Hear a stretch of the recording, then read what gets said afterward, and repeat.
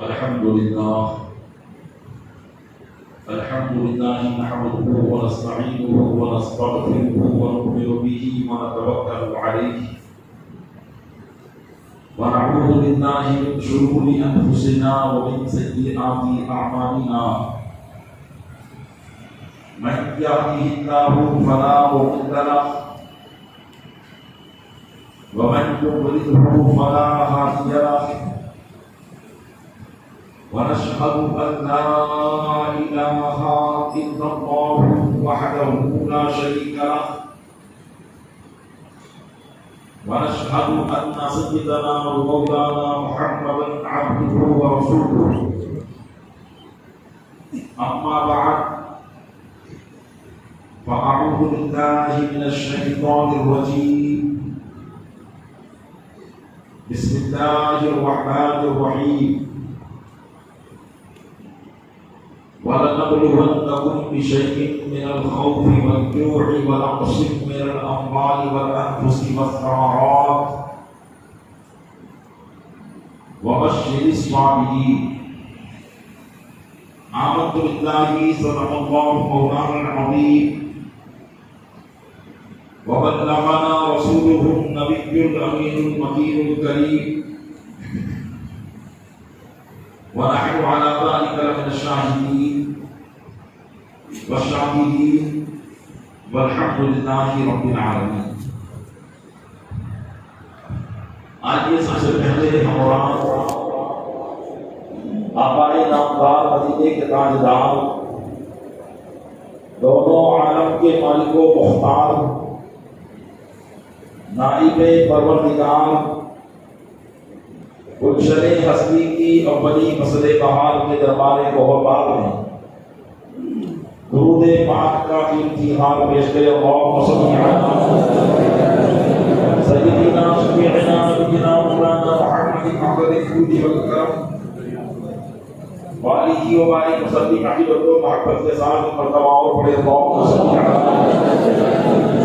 سیدنا شفیعنا نبینا مولانا محمد عبد الجود والکرم وآلہ وبارک وسلم کو قدے خضراء کے تصور کے ساتھ مرتبہ اور پڑھے. اللہم صل علی سیدنا شفیعنا نبینا مولانا محمد عبد الجود والکرم منبع العلم والحلم والحکم وآلہ واصحابہ وبارک وسلم صلاۃ و سلاما سرمدا دائما ابدا علیک یا رسول اللہ.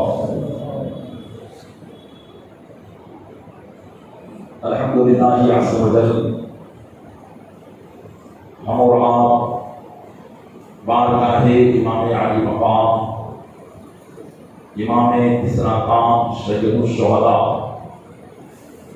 امام حسین رضی اللہ تعالیٰ عنہ اور آپ کے دیگر رفقا شہداء کربلا میں خراج عقیدت پیش کرنے کے لیے حاضر ہوئے ہیں. اللہ تبارک و تعالی اپنے محبوب صلی اللہ علیہ وسلم کے صدقے میں ہمارا یہاں جمع ہونا اپنی بارگاہ میں قبول فرمائے اور اس محفل کو ہمارے لیے ذریعہ نجات بنائے. آمین بجاہ النبی الامین صلی اللہ تعالی علیہ وآلہ وصحبہ تسلیم. بحمدہ تعالی ذکر امام حسین ہم منانے کے لیے حاضر ہوئے ہیں اور امام حسین کا ذکر کرنا یہ دنیا میں تو مفید اور کارآمد ہے ہی، لیکن آخرت میں اس کا کیا فائدہ ہے؟ ایک حکایت سے آپ اس بات کو سماعت کریں. ایک شاعر تھا جس کا نام وہب الخزاعی تھا. شعراء عموماً جب دنیاوی ہوتے ہیں تو شراب نوشی ان کی عادت ہوتی ہے.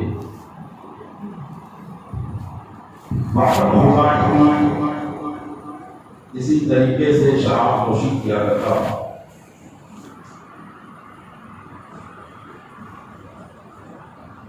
لیکن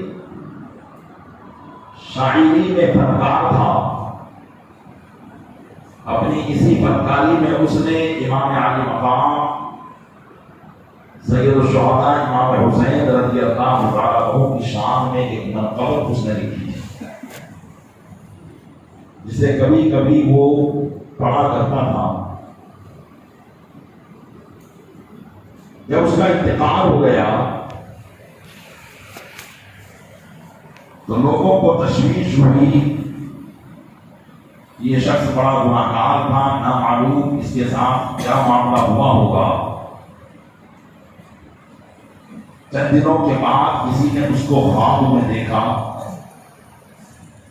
تو دریافت کیا، ما فعل اللہ بک، اللہ تعالیٰ نے تیرے ساتھ کیا سلوک کیا؟ وہ کہنے لگا کہ جب تم لوگ مجھے دفنا کر چلے گئے، قبر کی تاریکی اور تنگی نے چاروں طرف سے مجھے گھیر لیا، میری بدعمالیاں مجھ پر سوار ہونے لگی اور اس کا عذاب میرے قریب آنے لگا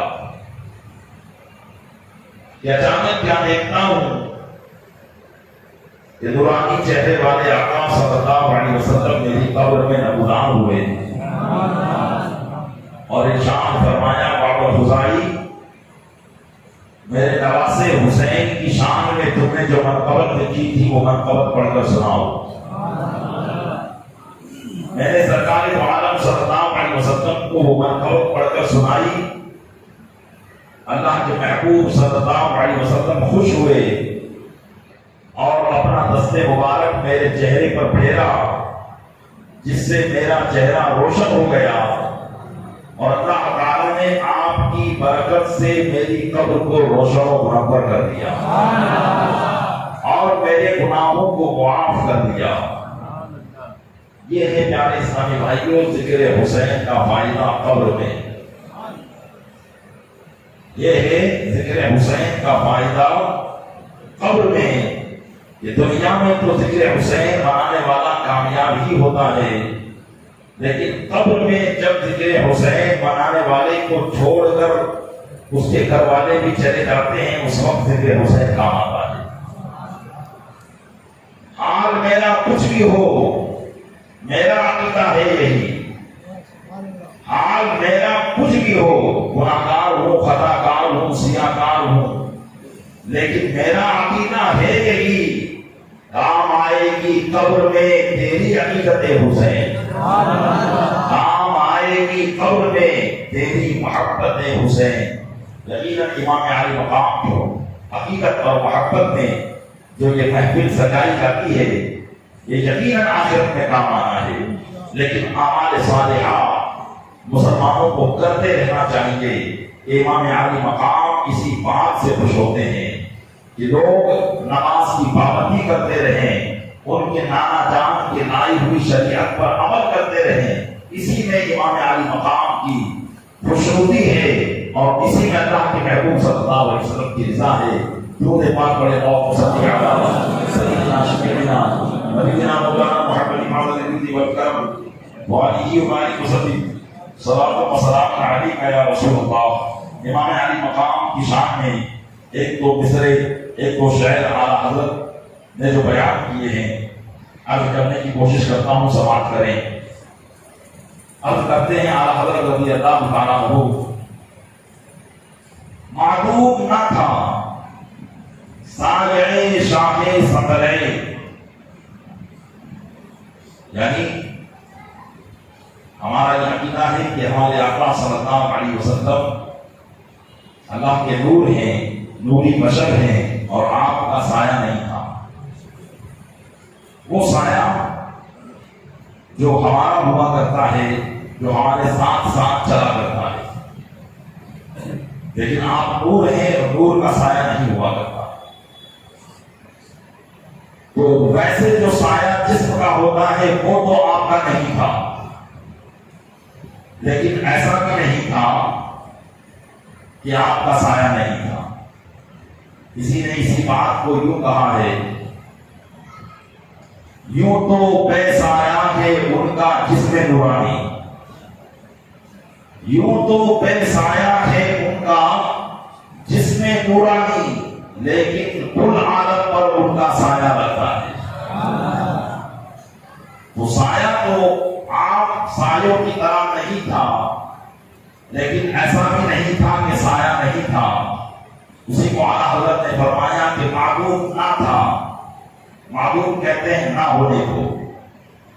معدوم نہ تھا سایہ شاہ صدرے، نبی کریم صلی اللہ علیہ وسلم کا سایہ نہیں تھا، ایسا نہیں ہے. اس نور کی جلوہ گاہ تھی ذات حسنین.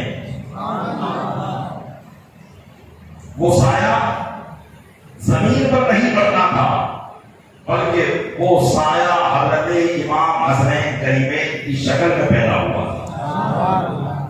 اس نور کی جلوہ گاہ تھی ذات حسنین. اور یہ صرف لفظ بیان نہیں ہے، بلکہ جنہوں نے حضرت امام حسنین کریمین کو دیکھا تھا وہ یہ کہتے تھے کہ سر سے لے کر ناف تک حضرت امام حسن وہ رسول اللہ صلی اللہ علیہ وسلم کے مشابہ تھے، اور ناف سے لے کر پیر تک حضرت امام حسین رسول اللہ کی طرح تھے. اسی لیے حضرت فاطمہ الزہرا جب امام حسن چھوٹے تھے اور وہ ان کو جھولا دیا کرتی تھی تو حضرت خاتون جنت یہ لوری سنایا کرتی تھی. لوری سنانا یہ بزرگوں کی سنت ہے، لیکن لوری اللہ عز و جل کی حمد نعت کی ہونی چاہیے، ہے نا. ایسی ویسی الٹی سیدھی گانے یا فلموں کی لوری نہیں ہونی چاہیے. ایسی لوری ہونی چاہیے جس کا بچوں پر اثر پڑے. تو حضرت خاتون جنت جب حضرت امام حسن کو جھولا دیتی تو یہ شعر پڑھا کرتی تھی،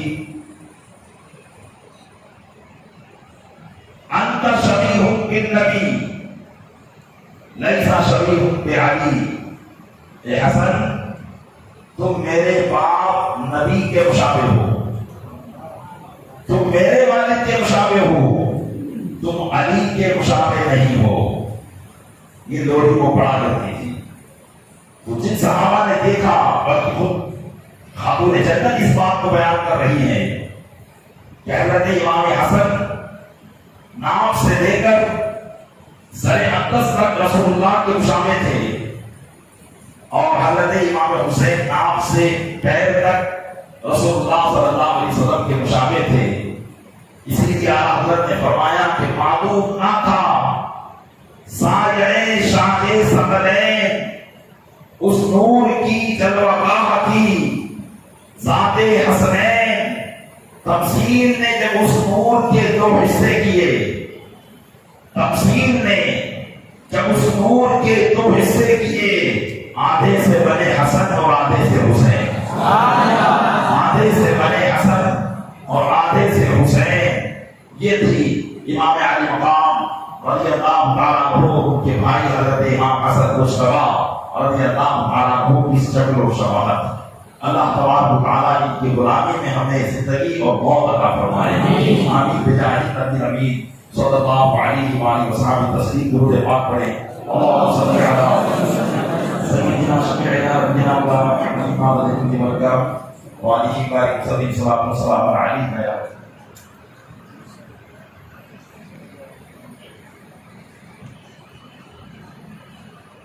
گزشتہ آپ حضرات نے امام علی مقام کے مدینہ منورہ سے مکہ مکرمہ اور پھر مکہ مکرمہ میں آ کر اپنا وکیل حضرت مسلم بن عقیل کو بنا کر کوفہ میں بھیج کر، اور کوفہ میں حضرت مسلم بن عقیل کی شہادت اور ان کے فرزندان ارجمند کی شہادت تک کے واقعات صحیح تاریخ کی روشنی میں سماعت فرمائے. حضرت امام علی مقام رضی اللہ تعالیٰ عنہ کے پاس جیسا کہ آپ نے سنا تھا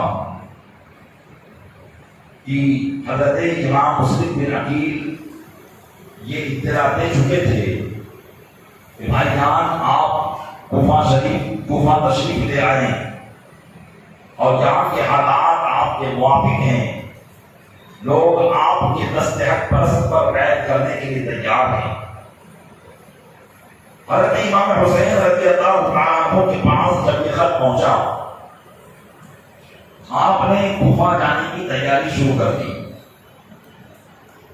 جب وقت صحابی حضرت عبداللہ ابن عباس رضی اللہ تعالیٰ عنہ کو جب اس بات کی اطلاع ہوئی، وہ امام حسن حسین رضی اللہ تعالیٰ عنہ کی بارگاہ میں آئے اور ان سے رکنے کے لیے کہا۔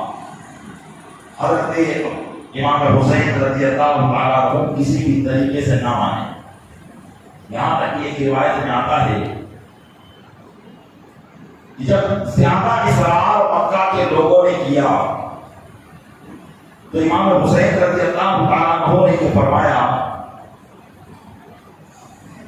کہ میں نے رسول اللہ صلی اللہ علیہ وسلم سے اپنے والد کی روایت سے سنا ہے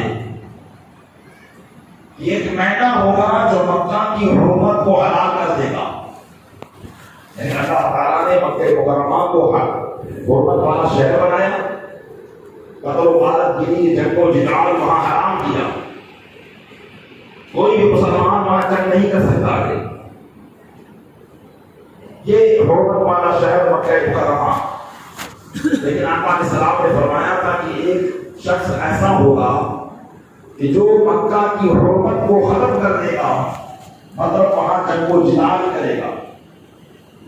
حضرت امام حسین نے فرمایا کہ میں نے یہ حدیث سنی ہے، لہذا میں نہیں چاہتا کہ میں یہاں رہ کر مکہ کو جنگ و جدال کا ٹھکانہ بناؤں، اس لیے میں یہاں سے کوچ کر جاؤں گا، اور اگر میں جا کر دنیا کے کسی کونے پر بھی چھپ گیا تب بھی لوگ مجھے ڈھونڈ نکالیں گے۔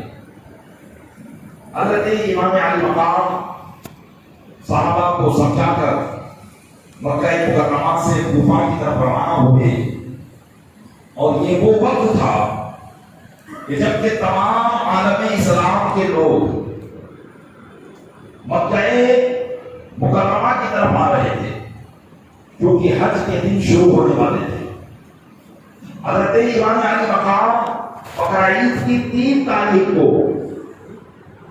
مکہ مکرمہ سے کوفہ کی طرف جا رہے تھے، جبکہ دیگر علاقوں سے قافلے مکہ کی طرف آ رہے تھے۔ راستے میں فرزدق شاہد سے حضرت امام علی مقام کی ملاقات ہوئی تو فرزدق شاہد نے یہ کہا کہ امام علی مقام، لوگ تو مکہ کی طرف بیت اللہ کا حج کے لیے جا رہے ہیں اور آپ مکے سے چلے جا رہے ہیں۔ تو حضرت امام علی مقام نے فرمایا کہ میرا مکہ سے اس وقت جانا نہایت ضروری ہے۔ قرض کی چند باتیں فرزدق شاہد سے امام علی مقام کی ہوئی اور آپ نے کوفہ کے لوگوں کے حالات معلوم کیے تو فرزدق شاہد نے کہا کہ ان کے دل تو تمہاری طرف ہیں لیکن ان کی تلواریں بنو امیہ کے ساتھ ہیں۔ حضرت امام علی مقام یہ ساری نزاکتوں کو سمجھ گئے، لیکن اس کے باوجود آپ نے اپنا سفر ملتوی نہ کیا اور آپ مکہ مکرمہ کی سرحد سے باہر ہو گئے۔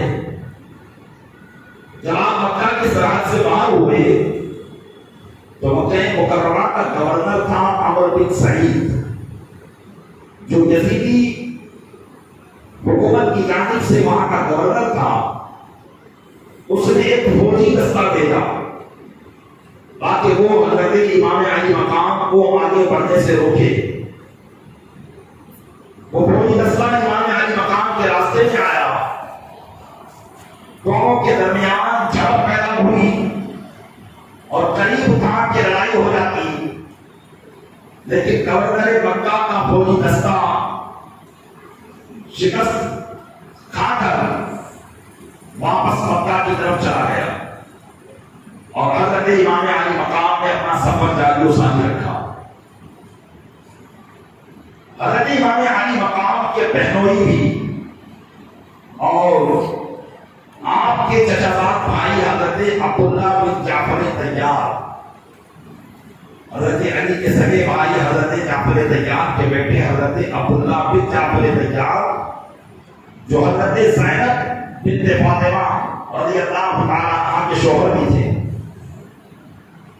جب ان کو پتا چلا کہ امام حسین سارے گھر والوں کو لے کر کوفہ کی طرف جا رہے ہیں، تو انہوں نے اپنے بیٹے یعنی امام علی مقام کے بھانجے حضرت عون اور حضرت محمد کو ایک خط لکھا اور خط لکھ کر ان کے ساتھ روانہ کیا اور یہ کہا کہ تم سے جتنا جلدی ہو سکے تم اپنے ماموں جان کے پاس پہنچو اور میں بھی عنقریب تمہارے روم تک پہنچ رہا ہوں.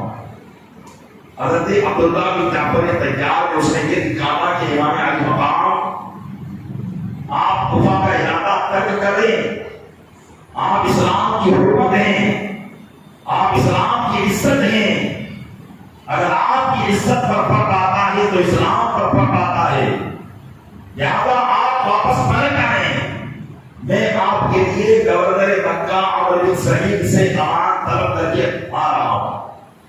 حضرت عبداللہ بن جعفر طیار گورنر مکہ کے پاس گئے اور یہ کہا کہ امام علی مقام کو آپ پناہ دیں، میں ان کو واپس لے کر آ رہا ہوں. تو گورنر مکہ نے امان بھی دے دی. حضرت عبداللہ بن جعفر طیار امام علی مقام کے پاس پہنچے اور انہوں نے بھی حضرت امام علی مقام کو سمجھایا، لیکن حضرت امام حسین رضی اللہ تعالیٰ عنہ نے ایک بات کہی جس پر حضرت عبداللہ بن جعفر طیار خاموش ہو گئے. آپ نے فرمایا کہ بھائی آپ کی بات ٹھیک ہے، لیکن کل رات میں نے ایک خواب دیکھا ہے. نانا جان رسول اکرم صلی اللہ علیہ وسلم تشریف لائے تھے، ان سے میں نے ایک وعدہ کیا ہے، میں اس وعدے کو پورا کروں گا. انہوں نے پوچھا وہ خواب کیا ہے؟ آپ نے فرمایا کہ وہ خواب میں نے ابھی تک کسی کو نہیں بتایا ہے اور نہ ہی بتاؤں گا یہاں تک کہ اپنے رب عز و جل سے جا ملوں گا. حضرت عبداللہ بن جعفر طیار جب امام علی مقام کے اس معاملے کی پختگی کو دیکھا تو آپ نے کہا ٹھیک ہے مجھے کچھ کام ہے، اس لیے میں ان کام کے لیے جا رہا ہوں، آپ میرے ان دونوں بیٹوں کو اپنی رفاقت میں رکھیے. حضرت امام علی مقام کے جو بھانجے تھے حضرت زینب کے صاحبزادے حضرت عبداللہ بن جعفر طیار کے بیٹے حضرت عون و محمد، ان کو انہوں نے ان کے ساتھ لے کر دیا. تقریباً خانوادے اہل بیت کے جو افراد تھے اور ہمارے اس میں بیان کیا امام علی مقام کے فرزند ارجمند حضرت امام زین العابدین، حضرت علی اوسط، حضرت علی اکبر اور حضرت علی اصغر، یہ تین شہزادگان امام علی مقام اور حضرت امام حسن کے چار شہزادے جن میں حضرت قاسم ان کی عمر 19 سال تھی، یہ سب سے بڑے شہزادے تھے. حضرت علی کے شہزادے جو حضرت خاتون جنت کے علاوہ زوجہ محترمہ سے پیدا ہوئے تھے، جن میں حضرت عباس علمبردار، یہ حضرت علی کے شہزادے ہیں، لیکن حضرت خاتون جنت کے علاوہ جو حضرت علی کی زوجہ محترمہ تھی یہ ان کے بیٹے تھے. حضرت عباس علمبردار بھی آپ کے ساتھ میں تھے. اس طریقے سے یہ خاندان ہاشمی کربلا معلیٰ کی طرف روانہ ہوا. قافلہ کچھ دھیرے دھیرے سفر کر رہا تھا، یہاں تک کہ حج کر کے لوگ حج سے واپس لوٹنے لگے. ایک مقام پر پہنچے تو وہاں پر حاجیوں کا قافلہ حج کر کے واپس لوٹ آیا تھا. آپ نے پوچھا کہ یہ کون سا قافلہ ہے جو یہاں خیمہ لگائے ہوئے ہیں؟ تو لوگوں نے کہا کہ یہ زہیر بن تیم کا قافلہ ہے جو حج سے واپس آیا ہے۔ زہیر بن قین یہ اپنے قبیلے کے سردار تھے اور لشکر اسلام کے بڑے جانباز تھے۔ جب بھی اسلام کو جنگ کی ضرورت پڑتی ہے حضرت زہیر بن قین زیادہ سے زیادہ حصہ لیا کرتے تھے۔ حضرت امام علی مقام نے ان کے قافلے میں اپنے قاصد کو بھیجا اور کہا کہ زہیر بن قین کو بلایا جائے۔ جب آپ کا قاصد زہیر بن قین کے پاس پہنچا تو زہیر بن قین نے پہلے تو انکار کیا آپ کے پاس جانے سے، لیکن جب ان کی بیوی نے کہا کہ نواسے رسول تمہیں طلب کرے اور تم جانے سے منع کرو، تو پھر اپنی بیوی کے کہنے پر زہیر بن قین حضرت امام علی مقام کی بارگاہ میں آئے اور تھوڑی ہی دیر بعد واپس اپنے قافلے میں آئے اور اپنی بیوی کو طلاق دے دی اور کہا کہ تم اپنے بھائی کے ساتھ اپنے بھائی کے چلے جاؤ، اور اپنے قبیلے والوں سے کہا کہ تم سب اپنے اپنے گھروں پر چلے جاؤ۔ اب جب تک میں زندہ رہوں گا امام علی مقام کے ساتھ رہوں گا اور انہی کے ساتھ شہادت کا جام نوش کروں گا۔ لوگوں نے پوچھا کہ اے زہیر بن قین ابھی تو تم جانے کے لیے منع کر رہے تھے اور اب ملاقات کر کے آئے تو اتنا شوق؟ تو حضرت زہیر بن قین نے کہا کہ ہم نے صحابی رسول حضرت سلمان فارسی کے ساتھ شہر قلنجر فتح کیا تھا جس میں اسلامی لشکر کو کافی مال غنیمت ملا تھا۔ حضرت سلمان فارسی نے وہ مال غنیمت جب ہمیں عطا کیا ہم بہت خوش ہو گئے۔ تو حضرت سلمان فارسی نے مجھ سے پوچھا کہ اے زہیر تم کیا اس مال غنیمت پر خوش ہو رہے ہو؟ انہوں نے کہا تھا کہ ہاں مجھے بہت زیادہ خوشی ہو رہی ہے۔ تو صحابی رسول حضرت سلمان فارسی نے کہا تھا کہ اس سے زیادہ خوشی اس وقت ہوگی جب کہ تم نواسے رسول حسین کا ساتھ دو گے۔ تو زہیر بن قین کہنے لگے کہ مجھے لگتا ہے کہ وہ ساتھ دینے کا وقت آ چکا ہے، اس وجہ سے میں امام علی مقام کے ساتھ میں جا رہا ہوں۔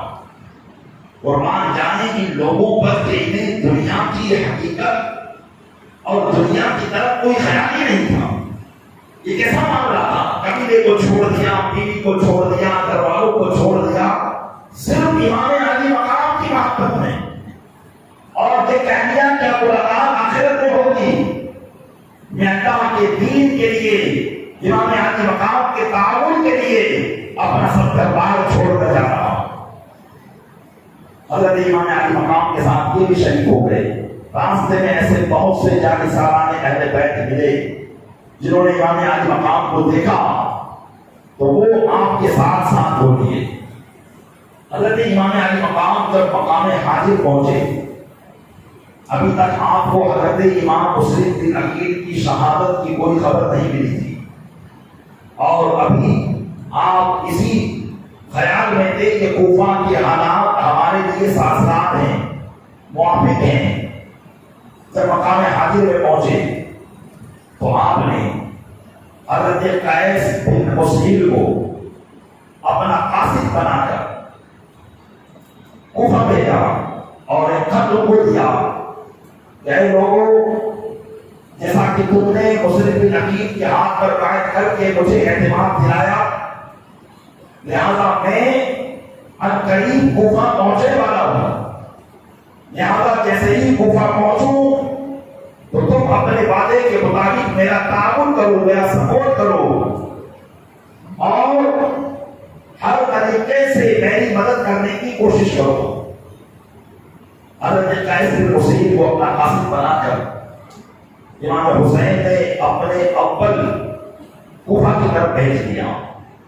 حضرت قیس بن مسیل جب کوفہ کی سرحد پہ پہنچے تو ابن زیاد نے وہاں پہلے ہی سے اپنے جاسوس اور فوجی دستے چھوڑ رکھے تھے جن کو یہ وصیت تھی کہ حسین یا حسین کا کوئی بھی نمائندہ جہاں بھٹکتا دکھے ان کو فوراً گرفتار کر کے مجھ تک پہنچا دیا جائے۔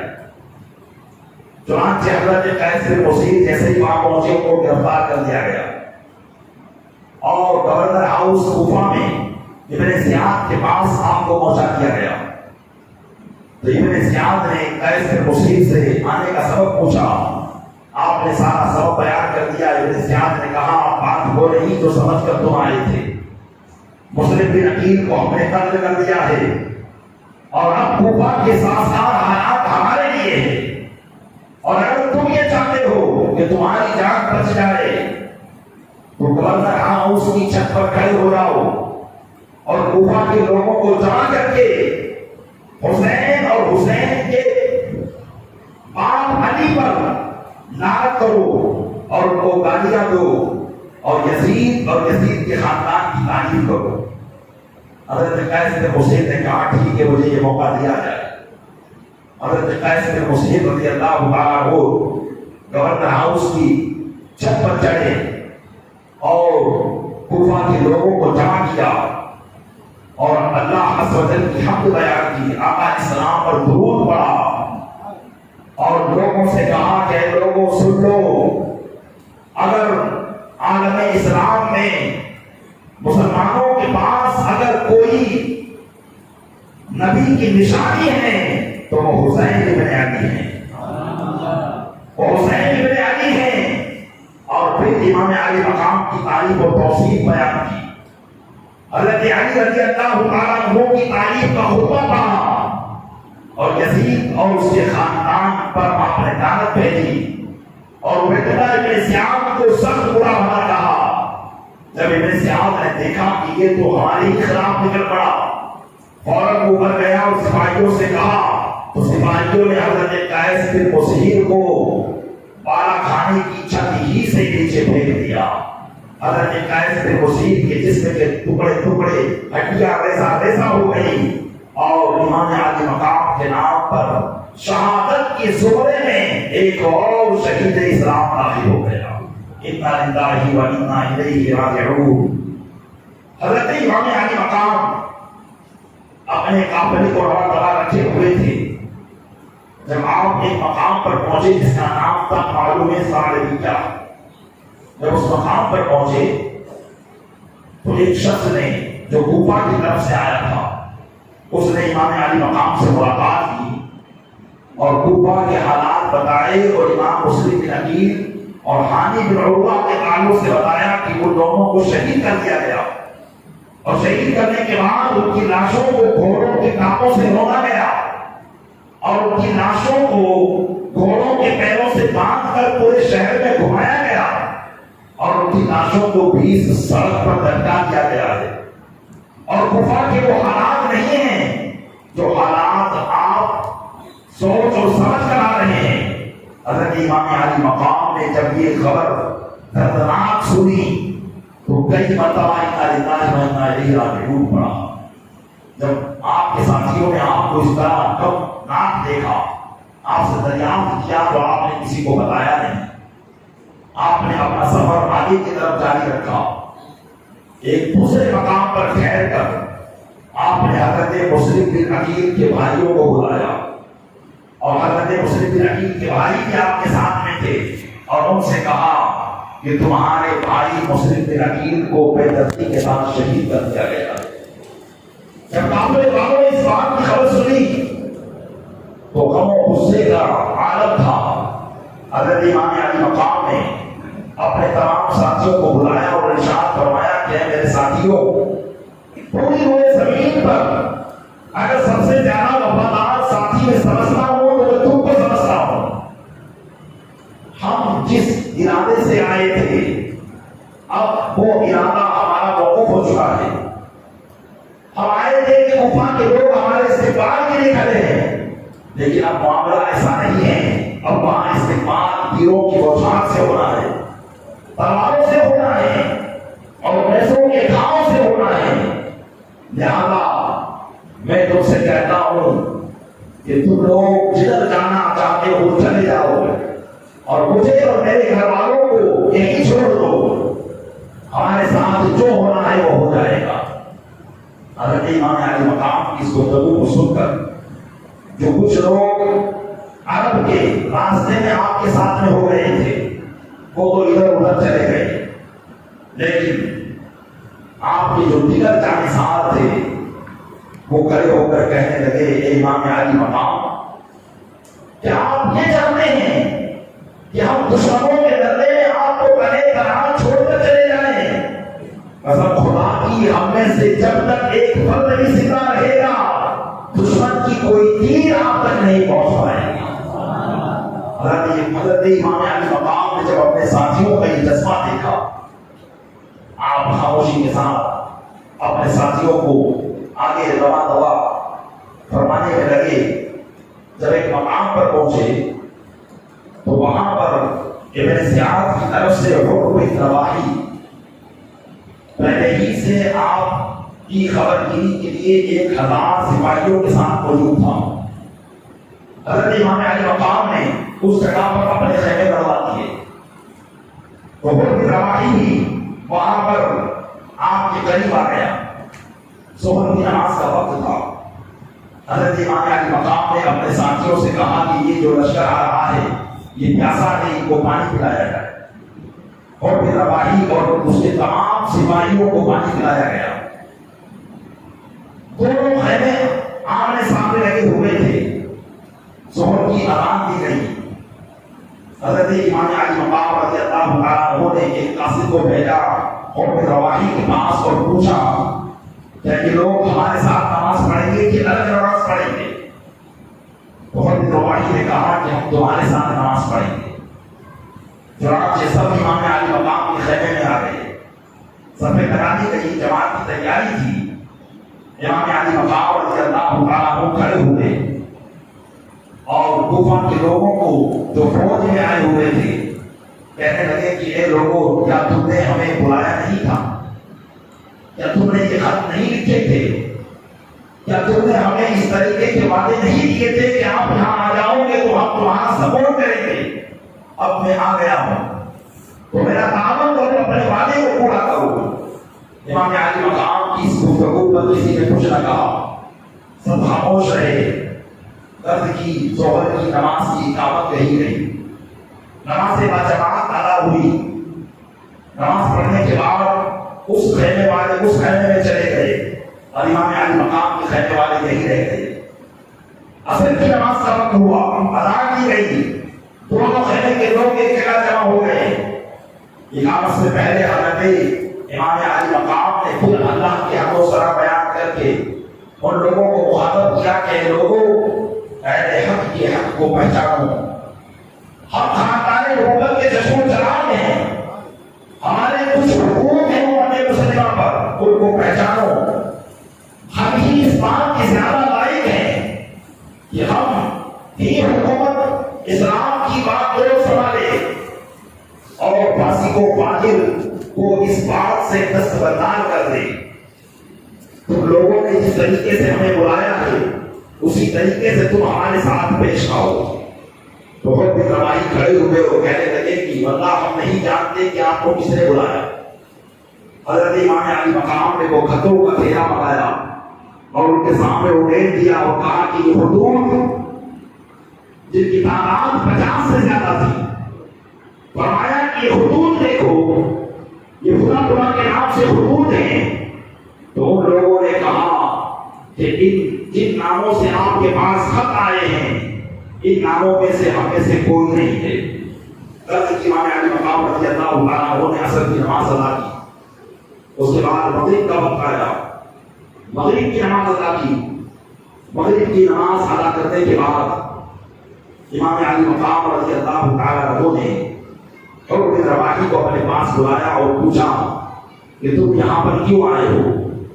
تو حکم رواحی نے کہا کہ مجھے ابن زیاد نے اس لیے بھیجا ہے کہ جب حسین یہاں پہنچے تو میں ان کی نگہبانی کروں، ان کو ادھر ادھر نہ جانے دوں، اگر وہ کہیں جانے کی کوشش کرتے ہیں تو ان کو روک دوں۔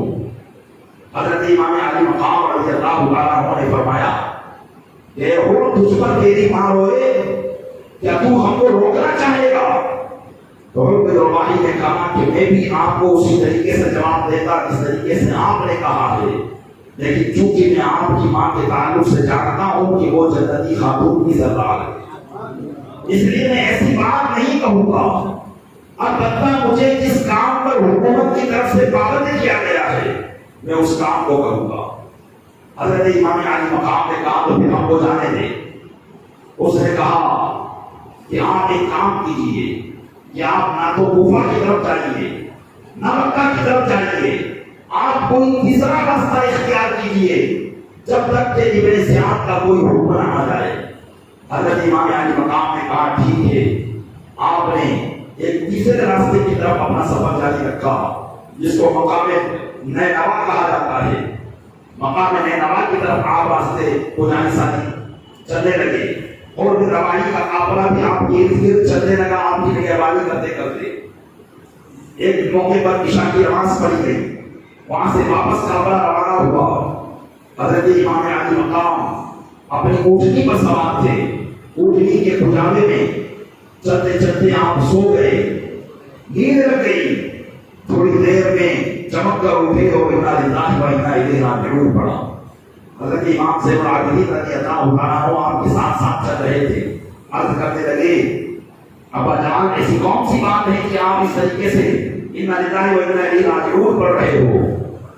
تو حضرت امام علی مقام نے فرمایا کہ ابھی کچھ دیر پہلے جب میری آنکھ لگی تو میں نے کیا دیکھا کہ خواب میں کوئی پکارنے والا پکار رہا ہے اور یہ کہہ رہا ہے کہ موت ان کا پیچھا کر رہی ہے اور یہ لوگ موت سے بھاگے چلے جا رہے ہیں۔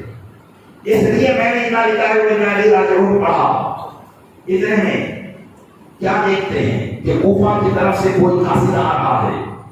حضرت امام علی مقام نے دیکھا کہ شاید کہ ہمارے لیے کوئی پیغام لے کر آیا ہو، لیکن وہ قاصد سیدھا خود رواحی کے پاس گیا اور اس نے بتایا کہ ابن زیاد امیر کوفہ نے یہ کہنا بھیجا ہے کہ حسین کو ایسی جگہ پر جہاں پانی کا نام و نشان نہ ہو، جنگل میدان ہو، وہاں پر اترنے کو مجبور کر دو۔ چنانچہ بن رواحی آپ کے پاس خط لے کر آیا اور ابن زیاد کا حکم کو سنایا۔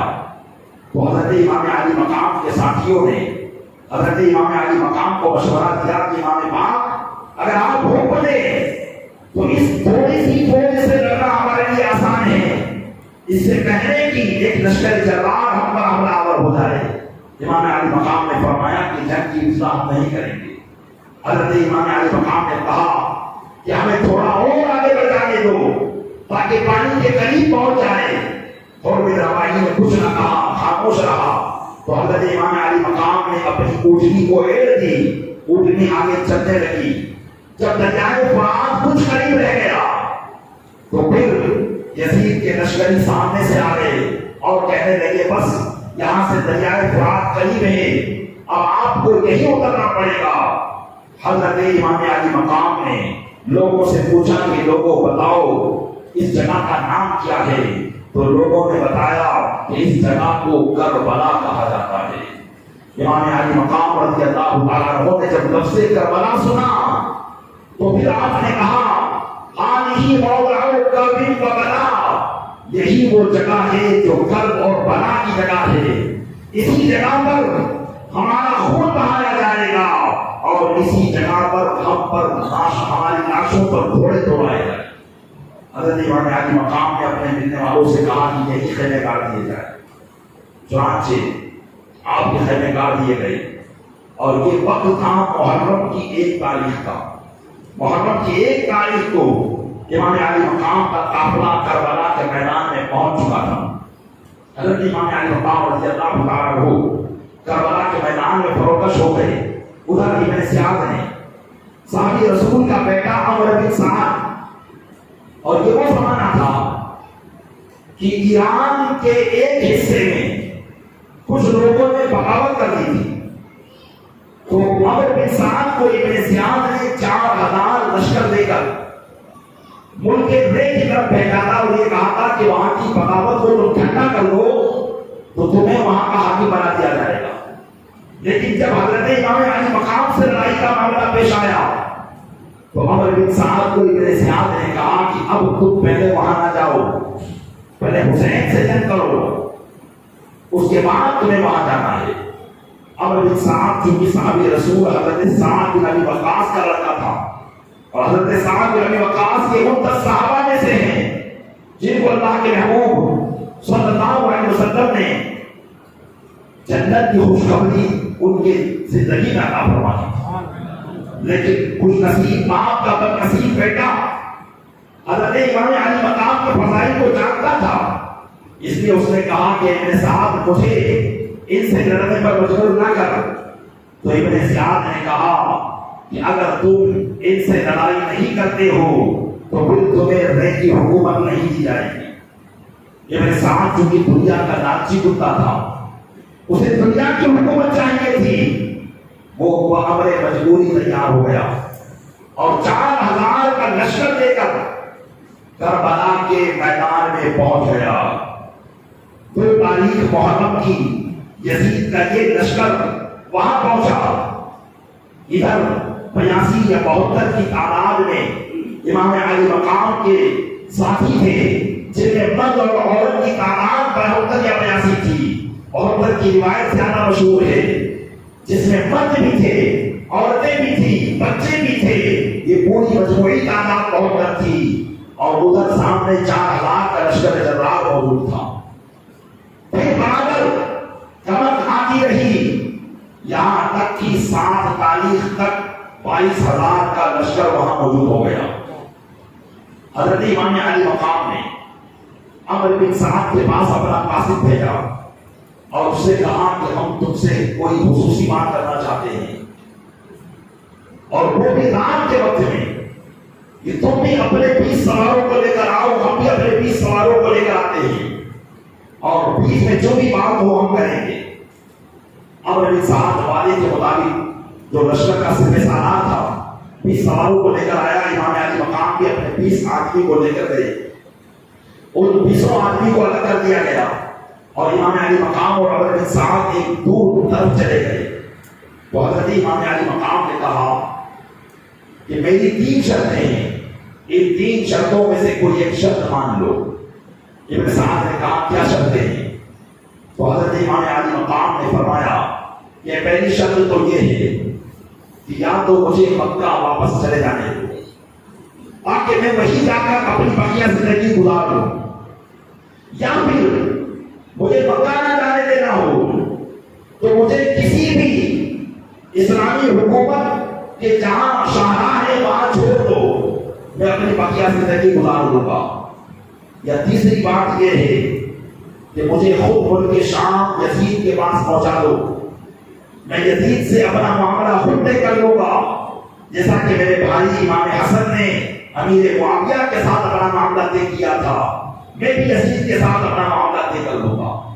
عمرو بن سعد چونکہ صلح پسند تھا، امام علی مقام کی اس کو یہ بات بڑی پسند آئی، اس نے فوری طور پر یہ کہا کہ ٹھیک ہے، میں ابن سعد کو آپ کی شرطوں کے تعلق سے مطلع کرتا ہوں، پھر جیسا وہ کہے گا ویسا عمل کیا جائے گا۔ چنانچہ ابن سعد نے 3 شرطیں لکھ کر آخر میں یہ لکھ دیا کہ اب جنگ و جدال اور لڑائی کی ضرورت نہیں ہے، اللہ نے بغیر لڑائی کے معاملہ آسان کر دیا ہے۔ ابن سعد کا جب یہ خط اور یہ قاصد ابن سعد کے پاس پہنچا، ابن سعد نے وہ ساری شرطیں پڑھی تو اس نے کہا کہ یہ اس کا خط ہے جو اپنے امیر کا خیر خواہ ہے، جو اپنے امیر کی بھلائی چاہتا ہے، لہذا ان 3 شرطوں میں سے کوئی ایک شرط منظور کر لینی چاہیے۔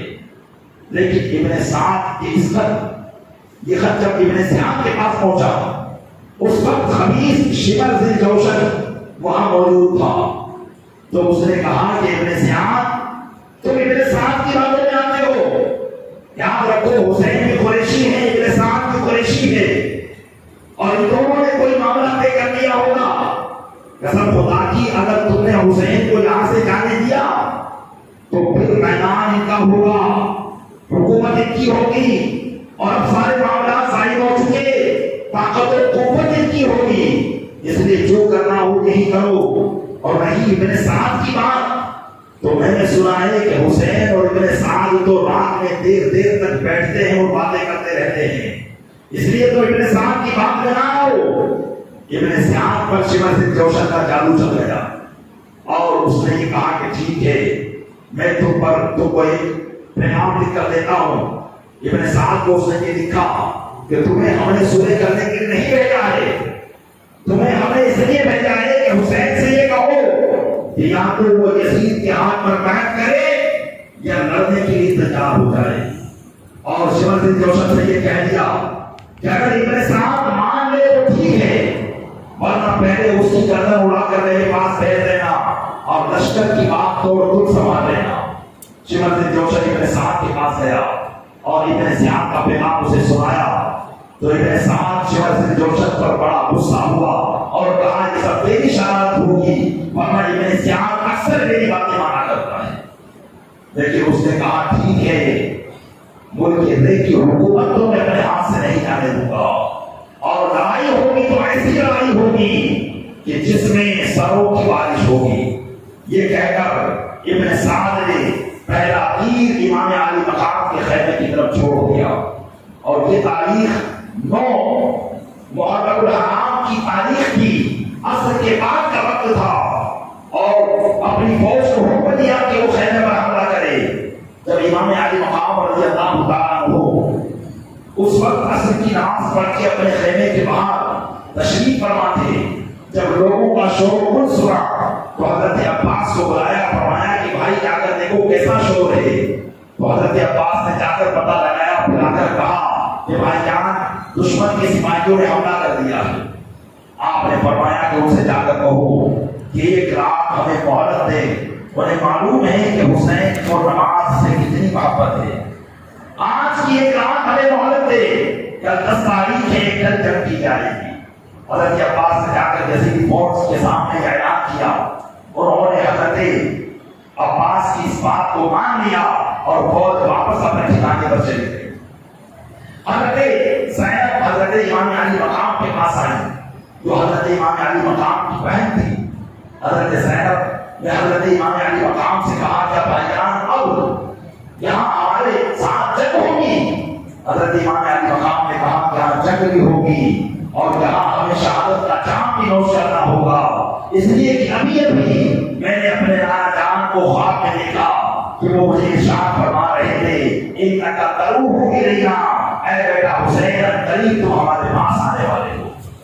حضرت زینب یہ سن کر رونے لگی تو امام علی مقام نے فرمایا یاد رکھنا میری شہادت کے بعد شریعت کے ہر قانون کی پاسداری کرنا، اپنے سینے کو نہ پیٹنا اور اپنے بالوں کو نہ نوچنا، نہ اپنے گریبان پھاڑنا، ہر قسم کے معاملات کا احتیاط رکھنا، اور پھر جو اللہ چاہے گا وہ کر رہے گا.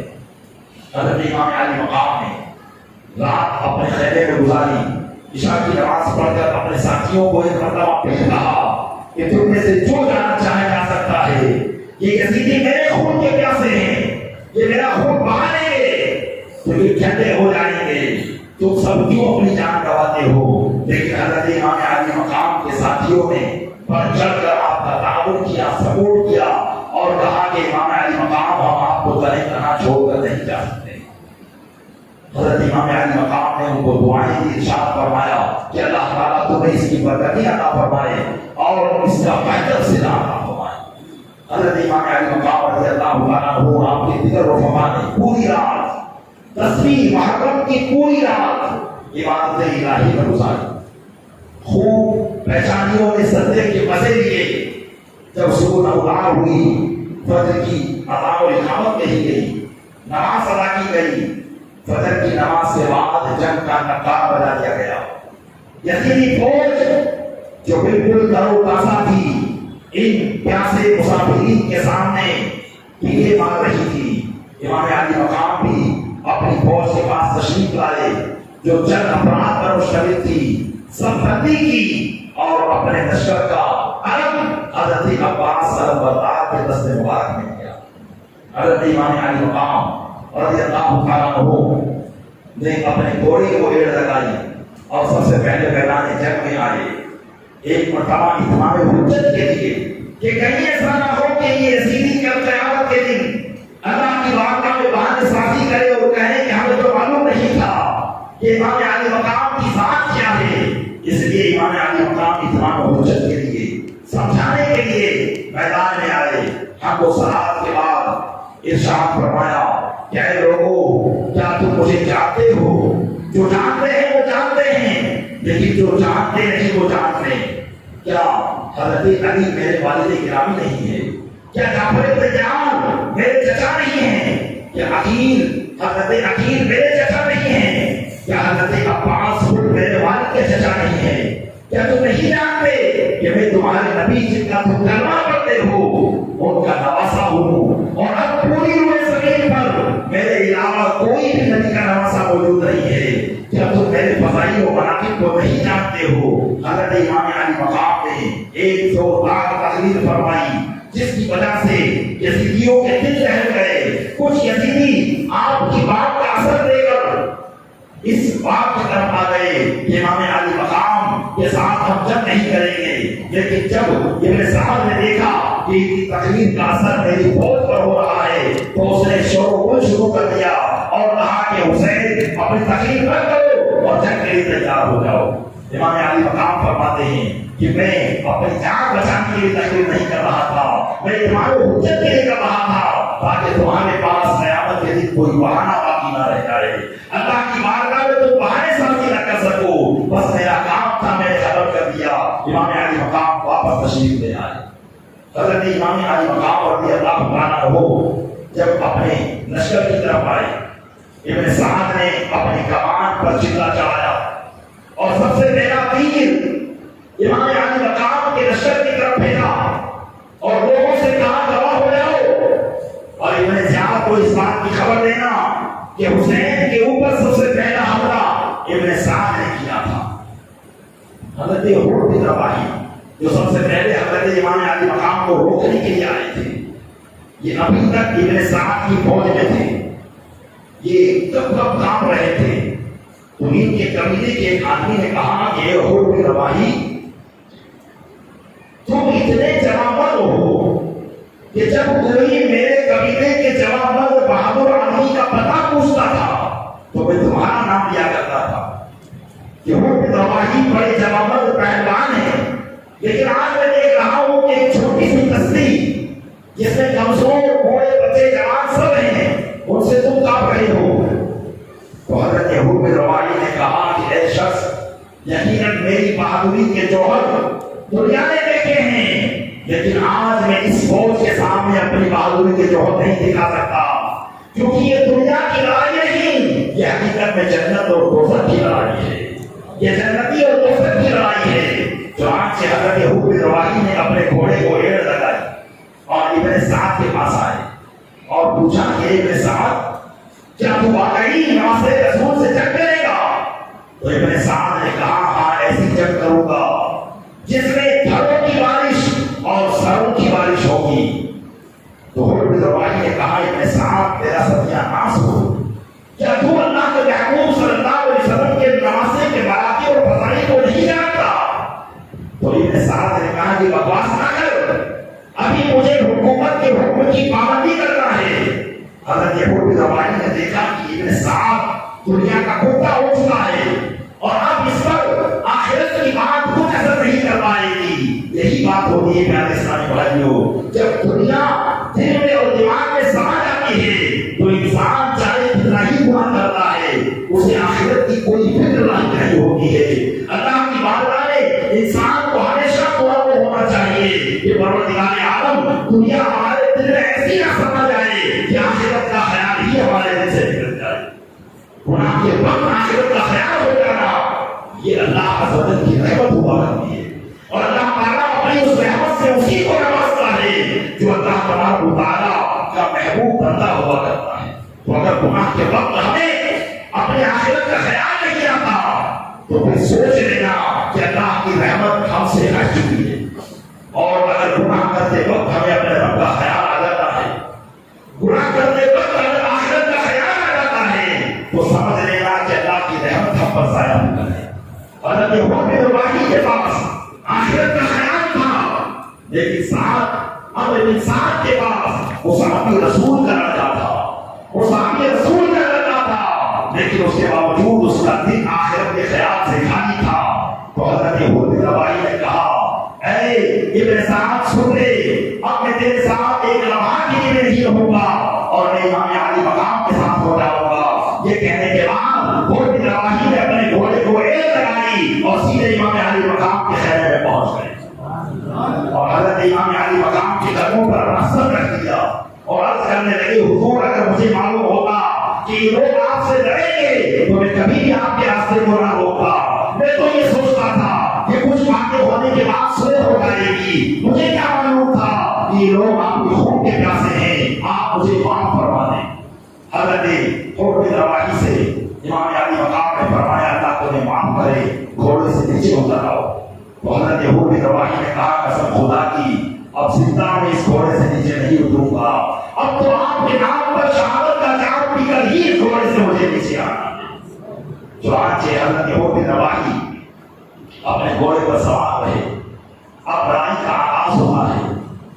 حضرت امام علی مقام رضی اللہ تعالیٰ عنہ ادھر اپنے شہ سواروں کو جنگ کی اہمیت بتا رہے ہیں اور ادھر یزید کی فوج کی طرف سے عبید اللہ ابن زیاد کی طرف سے اس کے دو غلام جس کا نام صالح اور جسار تھا وہ میدان جنگ کو اتر آتے ہیں اور حرب مبارز کا نعرہ لگاتے ہیں, یعنی کون ہے جو ہمارے مقابلے میں آئے.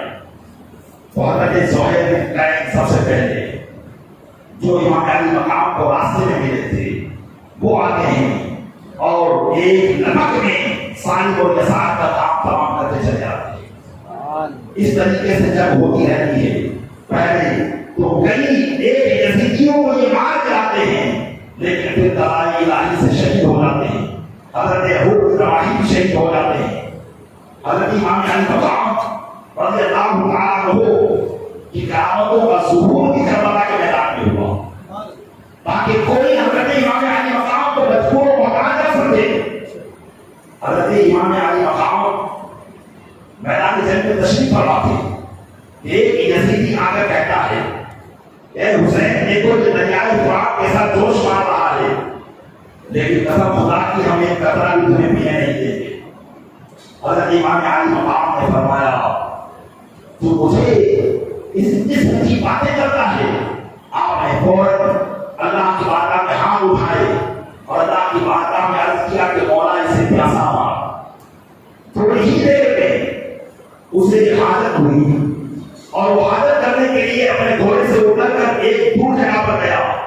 وہیں ایک زہریلے بچھو نے اسے کاٹ لیا اور ایسا زہر اس کے جسم پر پھیلا کہ اسے سختی سے پیاس لگ رہی تھی.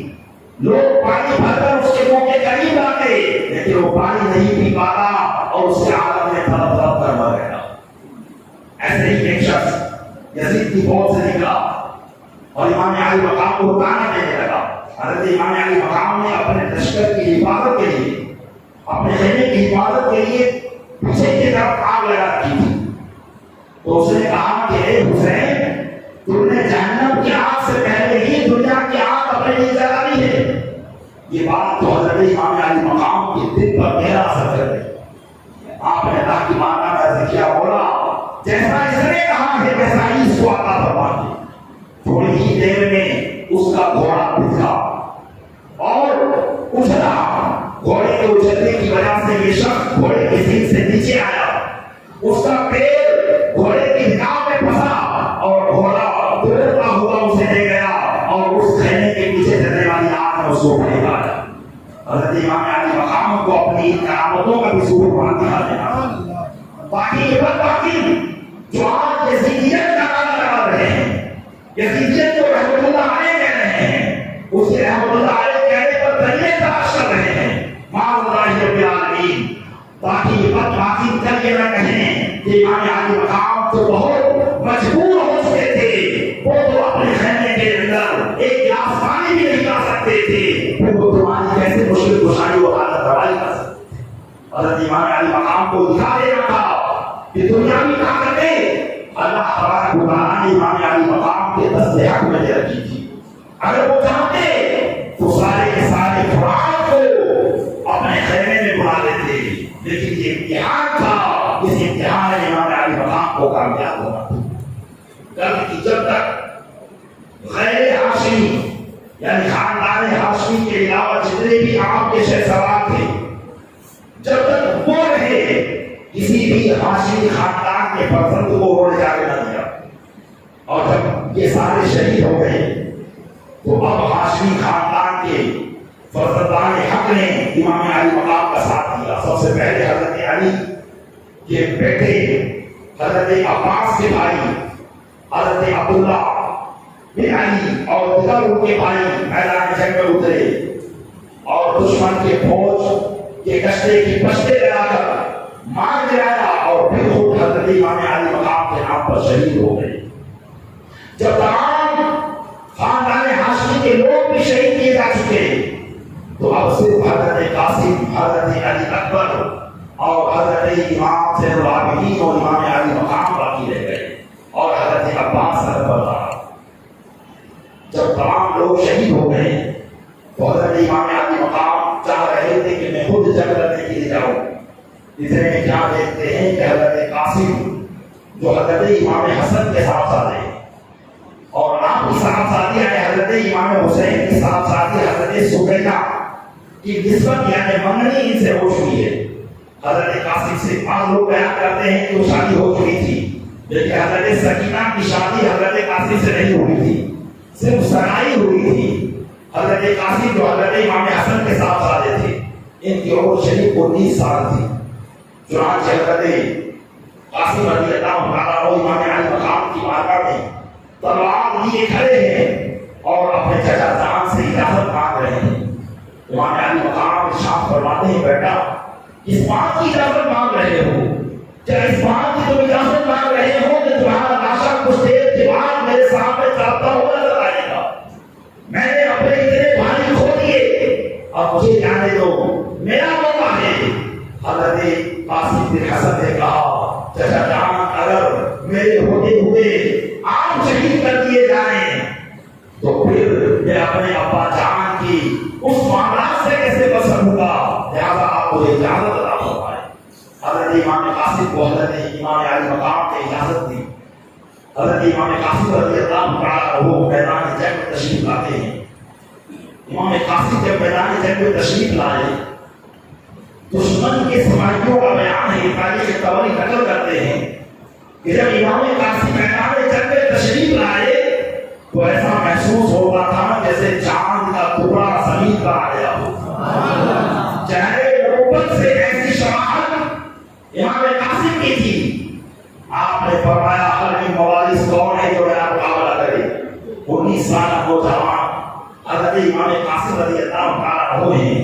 19 سال آج کے زمانے میں عمر ہی کیا ہوتی ہے، لیکن بڑے بڑے پہلوانوں کا آپ مقابلہ کرنے کے لیے چہرے سے رہے ہیں. تو ابن سعد نے سب سے بڑے ایران کے پہلوان جس کا نام ارزق تھا، اس ارزق پہلوان سے کہا کہ ارزق جاؤ اور قاسم کا مقابلہ کرو. تو ارزق پہلوان نے ہنس کر کہا یہ میری توہین ہے کہ ایک چھوٹے سے بچے سے جا کر میں جنگ کروں. تو ابن سعد نے کہا اے ارزق تم نے بڑے بڑے پہلوانوں کو بچانا ہوگا، لیکن اس خاندان کی طاقت کو تم نہیں جانتے، ان کے اندر شہر خدا کا خون دوڑ رہا ہے، ذرا جا کر دیکھو. لیکن ارزق تیار نہ ہوا، کہنے لگا یہ میری توہین ہے، میں اپنے بیٹے کو اس کے مقابلے میں بھیجتا ہوں. چنانچہ ارزق نے اپنے بیٹے کو حکم دیا کہ وہ جائے. ارزق کا بیٹا حضرت قاسم کی مقابلے میں میدان میں آیا. کچھ دیر حضرت قاسم کو سرداری کرتے رہے. پھر ایک ایسا ججا پورا وار حضرت قاسم نے ارزق کے بیٹے پر کیا کہ اسے 2 ٹکڑے کر دیے. اس کے بعد ارزق کو غصہ آیا، اسے دوسرے بیٹے کو روانہ کیا. دوسرا بیٹا بھی گیا اور تھوڑی ہی دیر میں قتل ہو گیا. اس نے تیسرے بیٹے کو روانہ کیا، تیسرا بیٹا بھی مارا گیا. چوتھے کو روانہ کیا، چوتھے کو بھی حضرت امام قاسم نے ایسا وار کیا کہ وہ زمین پر آ گیا. اور آپ کا گھوڑا چونکہ کافی تھک چکا تھا، اس لیے آپ نے اس کا اپنا گھوڑا چھوڑ کر ارزق کے بیٹے کے گھوڑے کو اختیار کر دیا اور اس کی تلوار بھی آپ نے چھین لی. جب ارزق نے اپنے سامنے اپنے چاروں نوجوان بیٹوں کو اس طریقے سے قتل ہوتے ہوئے دیکھا تو آگ بگولا ہو گیا. اور پہلے جو اپنے لیے شرکتگی کا باعث سمجھ رہا تھا فوراً گھوڑے کو ایڑ ڈالی اور میدان جنگ میں امام قاسم کے مقابلے میں اتر آیا. اور حضرت امام قاسم سے کہنے لگا بیٹا تم نے ابھی بچوں سے جنگ کی ہے، اب تجھے ماں سے جنگ کرنا ہے. تجھے پتا چل جائے گا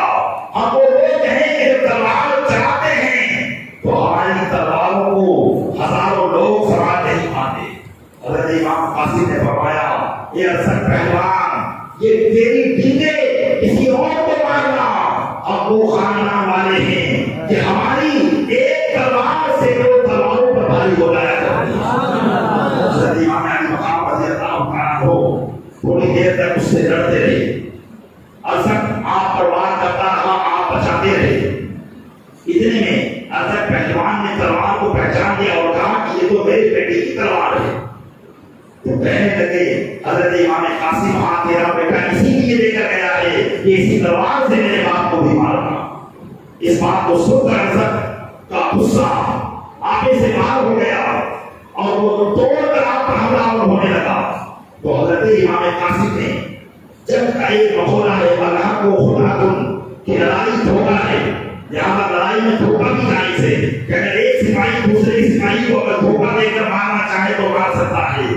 تو حضرت امام قاسم نے کہا ارسد تیرا تو نام ہم نے بڑا سنا تھا کہ تو بڑا کامیاب پہلوان ہے، لیکن تجھے تو اپنے گھوڑے کی سیخ بھی کسا یاد نہیں، تیرے گھوڑے کی سیخ دیکھ ٹیڑھی ہو رہی ہے۔ ارسد پہلوان کیسے ہی اپنے گھوڑے کی سیخ دیکھنے کے لیے جھکتا ہے، امام قاسم نے ایک ایسا وار کرتے ہیں کہ اس کے دو گھوڑے پر پڑتے ہیں۔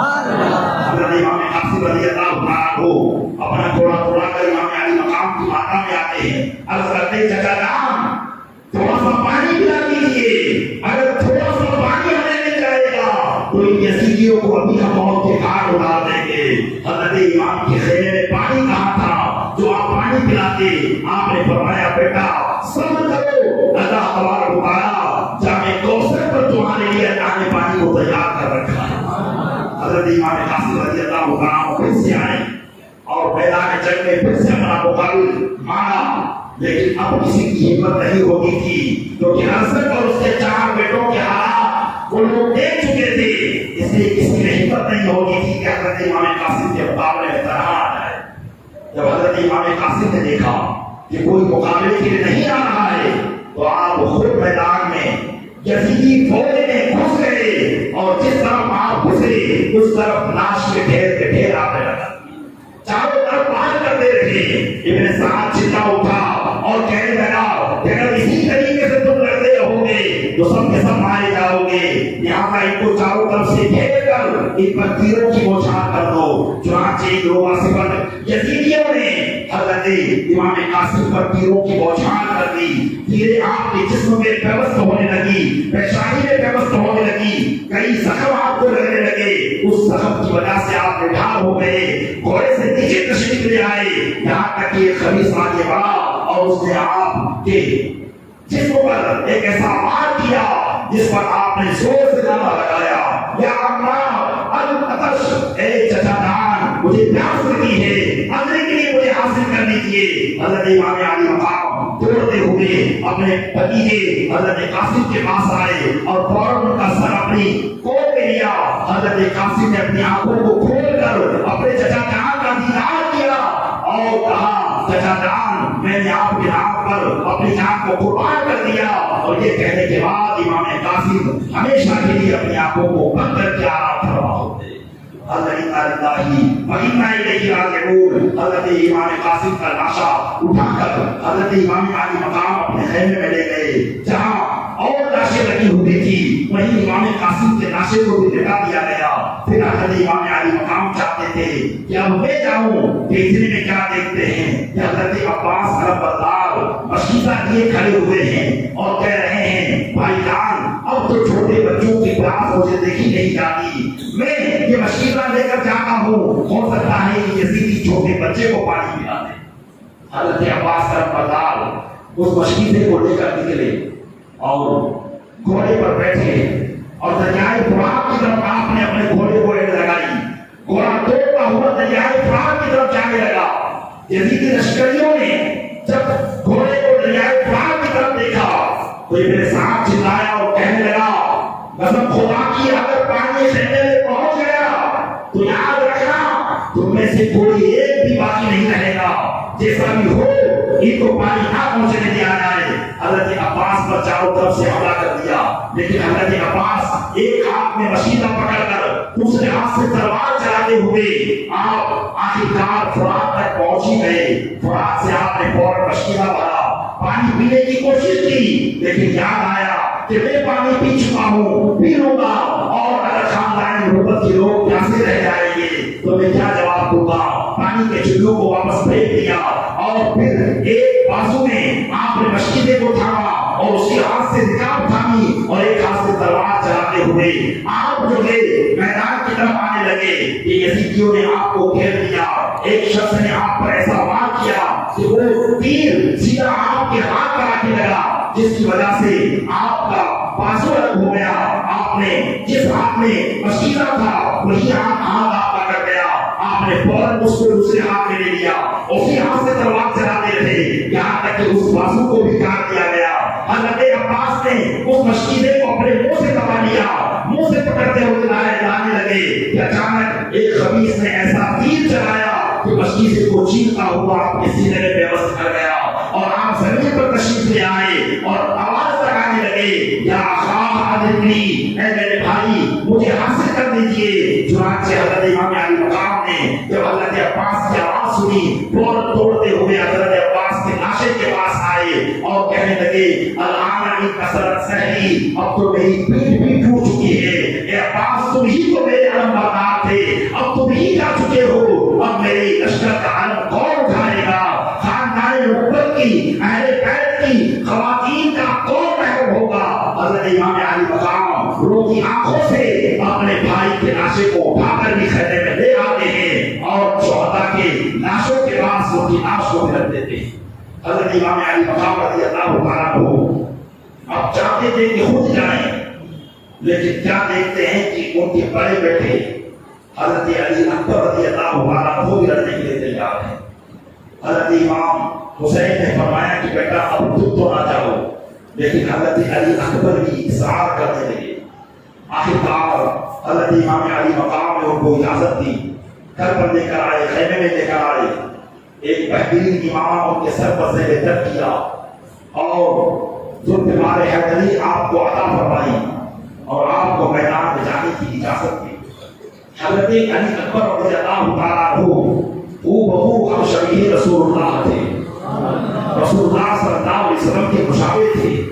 میدان جنگ میں جب آپ تشریف لائے اور آپ نے جب مقابلے کا اعلان کیا تو کوئی بھی آپ کے مقابلے میں نہ آیا۔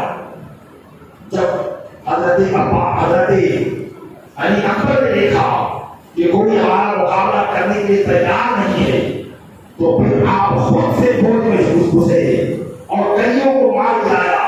آخرکار یزیدیوں نے تیروں کی بوچھار کر کے حضرت علی اکبر کو بھی شہید کر دیا۔ حضرت علی اکبر رضی اللہ عنہ کو بھی خیمے میں لایا گیا۔ اتنے میں حضرت زینب حضرت علی اصغر کو لے کر آئی اور کہنے لگی کہ بھائی جان اب تو گھر کی عورتوں کے سینے بھی خشک ہو چکے ہیں، پانی کی وجہ سے سینے بھی خشک ہو چکے ہیں۔ حضرت علی اصغر کی حالت یہ تھی کہ زبان بالکل سوکھی ہو چکی تھی، آپ شیرخوار بچے تھے، دودھ پیتے بچے تھے۔ تو آپ کی بہن کہنے لگی کہ بھائی جان ان کو لے جائیں، ہو سکتا ہے کہ کسی یزیدی کو ان پر رحم آ جائے۔ حضرت امام علی مقام اپنے ہاتھ میں حضرت علی اصغر کو لے کر یزیدی فوج کے سامنے آئے اور کہنے لگے یزیدیوں اگر تمہارا جھگڑا ہے تو مجھ سے، اس علی اصغر نے تمہارا کیا بگاڑا ہے؟ یہ تو شیرخوار ہے، اس نے تو ابھی دنیا کی لڑائی بھی نہیں دیکھی ہے، اس کو کچھ قطرے پانی کے پہ جائے تو اس کی پیاس بجھ جائے۔ تو لوگوں نے آپ کی بات پر کوئی توجہ نہ دی، یہاں تک کہ ایک خبیث رحیم نے ایسا تیر چھوڑا کہ وہ حضرت علی کے اصغر کے حلقوم کو چھیدتا ہوا حضرت امام حسین کے بازو میں پیوست ہو گیا۔ حضرت امام علی مقام رضی اللہ تعالیٰ عنہ علی اصغر کو خیمے کی طرف لے کر آئے۔ حضرت علی اصغر جو کہ پہلے رو رہے تھے، بلبلا رہے تھے، لیکن اب ان کی آواز بند ہو چکی تھی۔ خیمے کی خواتین سمجھ رہی تھی کہ لگتا ہے علی اصغر کو پانی مل گیا ہے، لیکن جب اس ننھے علی اصغر کے لاشے کو اس کی ماں کی گود میں دیا گیا ہوگا، ماں کا کلیجہ کیسا ٹوٹ کر باہر آیا ہوگا، یہ کب وہی محسوس کر سکتے تھے۔ پیارے اسلامی بھائیوں، ہمیں تو اللہ تعالیٰ نے بہت آرام سے رکھا، کوئی ایسی آزمائش نہیں ہے، تھوڑی تھوڑی تکالیف پر ہم شکایت کر بیٹھتے ہیں، لیکن حضرت امام علی مقام پر کیا جذبہ تھا، یہ جذبہ تھا کہ اللہ کی بارگاہ میں عرض کر رہے تھے مولا جوانوں کے ساتھ علی اصغر کی بھی قربانی کو اپنی بارگاہ میں قبول فرما لے. یہ اہل صبر کا معاملہ ہوا کرتا ہے. یہ اہل صبر کا معاملہ ہوا کرتا ہے. اللہ تعالیٰ قرآن مجید میں ارشاد فرماتا ہے وَلَنَبْلُوَنَّكُمْ بِشَيْءٍ مِّنَ الْخَوْفِ ضرور ہم تم کو آزمائیں گے کچھ خوف سے, کچھ دھنوں کی کمی سے اور کچھ اولاد سے. یعنی کبھی ایسا ہوگا کہ تمہارے بچوں پر آفتیں آئیں گی, تمہارے رزق پر آفتیں آئیں گی, تمہارے ہر کام پر آفتیں آئیں گی, ہم تمہیں آزمائیں گے. لیکن جو صبر کر دے گا اللہ ارشاد فرماتا ہے وَبَشِّرِ الصَّابِرِينَ, اور اے محبوب ان صبر کرنے والے کو خوشخبری دے دو الَّذِينَ إِذَا أَصَابَتْهُمْ مُصِیبَۃٌ, جب ان کو کوئی مصیبت پہنچے قَالُوا إِنَّا لِلَّهِ وَإِنَّا إِلَیْهِ رَاجِعُونَ, تو یہی کہتے ہیں کہ ہم تو اللہ کے ہیں اور اللہ ہی کی طرف لوٹنے والے ہیں. تو ایسے لوگوں کو خوشخبری سنائی جاتی ہے. پیارے اسلامی بھائیو, یقیناً یہ حسین تیرا ہی کام تھا. یہ سب نونہال اپنے فدا کیے.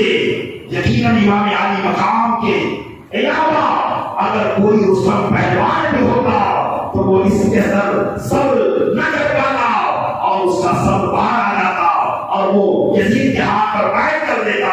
لیکن ایک امام علی مقام ہے کہ بھائی کا لاشا ایک طرف ہے, جوان بیٹے کا لاشا, بھتیجوں کا لاشا, بھائیوں کا لاشا, اور ساتھ میں خواتین اہل بیت بھی ہیں. لیکن بات اس بات کی ہے کہ نانا جان کا دین بچانا ہے, اس میں ایک بار برابر فرق نہیں آنا چاہیے. امام علی مقام نے کہہ دیا تو کہہ دیا کہ سب دے دیا جائے گا, لیکن یزید ولی جو شریعت کا مخالف ہے اس کے ہاتھ میں کبھی ہاتھ نہیں دیا جائے گا. پیارے اسلامی بھائیوں, یہ ان کا جذبہ عشق تھا, یہ ان کا اللہ عز و جل سے محبت کا جذبہ تھا. یہ اپنے رب سے محبت کرتے تھے, یہ اسلام سے محبت کرتے تھے.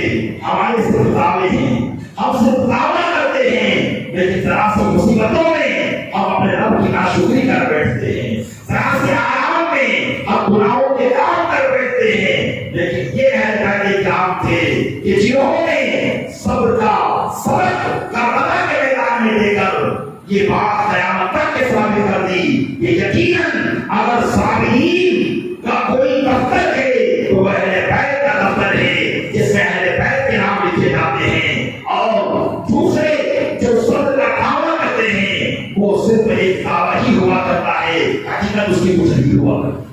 پیارے اسلامی بھائیوں, ہمیں بھی اللہ نے اس آزمائش سے ہم کو مبتلا نہ کیا, لیکن اگر تھوڑی تکلیف آئے تو اسے سہن کرنا چاہیے, صبر کرنا چاہیے. یہ یقیناً صبر کا بڑا مقام ہے. درود پاک پڑھے اللہم صلی علی سیدنا مولانا محمد وعلی وسلم وعلیہ وسلم. صلاۃ و سلام علیک یا رسول اللہ, علیک الصلاۃ والتسلیم. حضرت امام علی مقام جب خیمے میں تشریف لے گئے تو کیا دیکھتے ہیں کہ آپ کے بیٹے حضرت علی نوسط امام زین العابدین لڑکھڑاتے ہوئے جو کہ بیماری کی حالت میں آپ کے پاس تشریف لائے اور جب کی اجازت مانگنے لگے. حضرت امام علی مقام نے فرمایا کہ بیٹا اب حسینی سادات کے تم ہی تو ایک چشم و چراغ باقی رہ گئے, اگر تم بھی شہید کر دیے گئے تو میری نسل کس سے چلے گی. اس لیے حضرت امام زین العابدین کو انہوں نے سمجھایا اور بستر پر بٹھا دیا, اور وہ ساری امانتیں جو حضرت مولا کائنات سے آپ کو ملی تھی اور مولا کائنات کو رسول اللہ صلی اللہ علیہ وسلم سے ملی تھی, حضرت امام زین العابدین کو عطا فرمایا. اب حضرت امام علی مقام اپنے گھر کی خواتین کے پاس تشریف لائے اپنا آخری دیدار کرانے کے لیے. فاطمہ کے لال کا آخری دیدار ہے. حضرت امام علی مقام خواتین اہل بیت کے پاس تشریف لائے, بعض نصیحت کی ارشاد فرمایا کہ میری شہادت کے بعد آواز بلند نہیں ہونی چاہیے, چیخ نہیں کرنی چاہیے.